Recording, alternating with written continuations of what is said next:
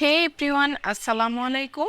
সানিয়া কুপির রেসিপির আজকের আয়োজনে সবাইকে আমন্ত্রণ জানাচ্ছি হোটেল স্টাইলে পারফেক্ট সফট পরোটা তৈরি করার রেসিপি দেখার জন্যে।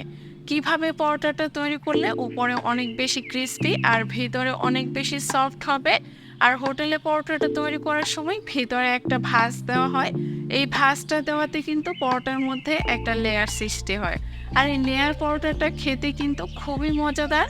হুবহু সেই রেসিপিটাই শেয়ার করব, পুরো ভিডিও দেখবেন। আশা করি সবার কাছে আজকের রেসিপিও ভালো লাগবে। পরোটা তৈরি করার জন্য এখানে আমি 2 কাপ পরিমাণ নিয়েছি ময়দা, দিয়ে দিচ্ছি 1 টেবিল চামচ পরিমাণ চিনি, আর দিয়ে দিচ্ছি স্বাদ মতো লবণ। এখন হাত দিয়ে ময়দার সাথে চিনি আর লবণটা খুব ভালোভাবে মিক্সড করে নিচ্ছি। তবে আপনারা চাইলে আটা আর ময়দা মিক্সড করেও কিন্তু এই পরোটাটা তৈরি করতে পারেন। আমি এখন অল্প অল্প করে হালকা কুসুম গরম পানি দিচ্ছি আর সফট স্মুথ একটা পরোটার ডো তৈরি করে নিচ্ছি। পানিটা একবারে দিতে যাবেন না, এতে ডোটা অনেক বেশি নরম হয়ে যেতে পারে। অল্প অল্প করে পানি দিতে হবে আর স্মুথ একটা ডো তৈরি করে নিতে হবে। খেয়াল রাখতে হবে এই পরোটার ডোটা যেন অনেক বেশি ড্রাই না হয়। এই তো আমার পরোটার ডোটা তৈরি করা হয়ে গিয়েছে, আর এই পর্যায়ে ডোটা দেখে মনে হতে পারে যে অনেকটা নরম হয়ে গিয়েছে আর হাতের সাথে লেগে থাকছে। তবে এটা যদি রেস্টে রেখে দিই তখন কিন্তু ডোটা একদম সেট হয়ে যাবে। আমি এই পর্যন্ত কোনো তেল অ্যাড করিনি। এই পর্যায়ে 1 টেবিল চামচ পরিমাণ তেল দিয়ে এই ডোটাকে রেস্টে রেখে দিচ্ছি 10 মিনিটের মতো। 10 মিনিট পর কিন্তু এই পরোটার ডোটা একদম সেট হয়ে গিয়েছে, আর আগের মতো কিন্তু হাতের সাথে এই ডোটা লেগেও যাচ্ছে না। এখন খুব ভালোভাবে 4 থেকে 5 মিনিট এই ডোটাকে মধ্যে নিব। আর এই পর্যায়ে যদি ডোটা অনেক বেশি নরম মনে হয় তাহলে কিছুটা শুকনা ময়দা অ্যাড করে ডোটাকে মধ্যে নেবেন। আমি 1 টেবিল চামচ পরিমাণ শুকনা ময়দা দিয়ে ডোটাকে সফট করে মধ্যে নিচ্ছি। 5 থেকে 7 মিনিট আরও খুব ভালোভাবে অফ ক্যামেরায় এই ডোটাকে মধ্যে নিয়েছি। এই তো পরোটা তৈরি করার জন্য ডোটা একদম পারফেক্টভাবে রেডি। এখন আমি একটা বোর্ড বা পিঁড়ার মধ্যে কিছুটা শুকনো ময়দা ছিটিয়ে নিয়ে এর মধ্যে এই পরোটার ডো থেকে কিছুটা পরোটার মিশ্রণ নিয়ে এইভাবে খুব ভালোভাবে প্রেস করে এটাকে কিছুক্ষণ মধ্যে নিচ্ছি। এভাবে কিছুক্ষণ মধ্যে নেওয়ার পর এটাকে একটু গোল করে প্রেস করে নিয়ে এর মধ্যে আরও কিছুটা শুকনো ময়দা ছিটিয়ে দিয়ে রুটির মতো করে বেলে নিচ্ছি। আমি বড় সাইজের একটা রুটি বানিয়ে নিব।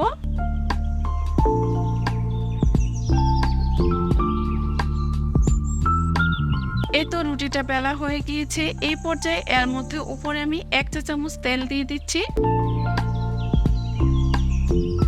হাত দিয়ে তেলটা রুটির উপরে এইভাবে দিয়ে এই একইভাবে অপর পাশেও 1/2 চা চামচ তেল দিয়ে রুটির সাথে এইভাবে উপর থেকে লাগিয়ে নিচ্ছি। এতে কিন্তু পরোটাটা অনেক বেশি ফুলকো হবে। এখন কিছুটা বেলে নেওয়ার পর একটা সাইড এইভাবে কেটে নিয়ে আমি এটাকে এভাবে গোল করে নিয়ে ঘুরিয়ে নিচ্ছি। আপনারা স্ক্রিনে নিশ্চয়ই দেখেই বুঝতে পারছেন কিভাবে করছি। এইভাবে করে নেওয়ার পর যখন একটা ফ্লাওয়ার মতো হবে উপর থেকে একটু প্রেস করে নিয়েছি।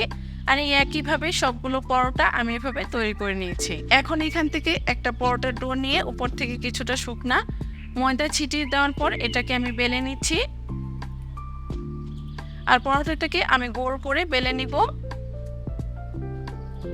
এই তো পরোটাটা বেলা হয়ে গিয়েছে। এই পর্যায়ে আমি পরোটাগুলোকে সেঁকে নিচ্ছি। আর একইভাবে কিন্তু সবগুলো পরোটা আমি বেলে নিচ্ছি। এখন চুলায় একটি প্যান বসিয়ে দিয়ে শুকনা তাওয়ায় আমি পরোটাটা দিয়ে দিচ্ছি। আর উল্টে পাল্টে এই পরোটাটাকে কিছুক্ষণ ভেজে নিচ্ছি। প্রথমেই তেল দিতে যাবেন না, এতে পরোটাটা ফুলকো হবে না। প্রথমে 2-3 মিনিট এভাবে সেঁকে নেওয়ার পর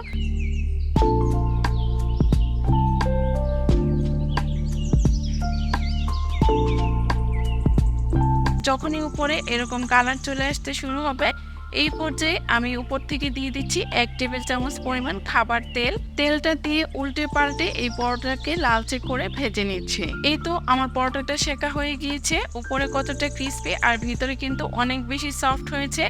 এখন এই পরোটাটা চুলা থেকে নামিয়ে নিচ্ছি আর একইভাবে সবগুলো পরোটা বানিয়ে নিব। অল্প তেলেও কিন্তু এই পরোটাটা খুব সুন্দর করে সেঁকা যায়, তাই আমি আরও একটা পরোটা সেঁকে দেখিয়ে দিচ্ছি। একটা পরোটা দিয়ে উল্টে পাল্টে কিছুক্ষণ ভেজে নেওয়ার পর আমি 1 চা চামচ পরিমাণ তেল উপর থেকে দিয়ে দিব। বেশি তেল দেওয়ার প্রয়োজন নেই। 1 চা চামচ তেল দিয়ে রুটির উপরে এভাবে লাগিয়ে দেওয়ার পর রুটিটাকে উল্টে দিচ্ছি।